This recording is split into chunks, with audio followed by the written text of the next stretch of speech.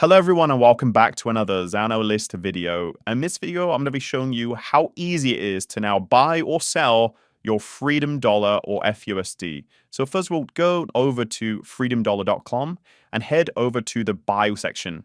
As you can see, they now have their very own swapping platform built inside the website. Now this is absolutely great. So as you can see, all I need is the Zano companion app. It's automatically connected to my wallet here.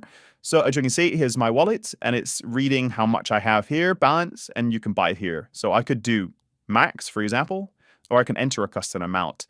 So as you can see, it says buy, but if I want to sell, I just simply click this and it will show me the amount to sell here. So I'm going to go ahead and buy one fUSD for this amount of Zano. Click get fUSD.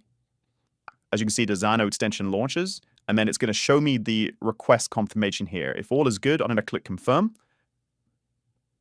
And as you can see, the swap is completed successfully. And now if I were to go to my desktop wallet app, I could show you that the swap is happening. But as you can see in Zano Companion, it's happening here as well.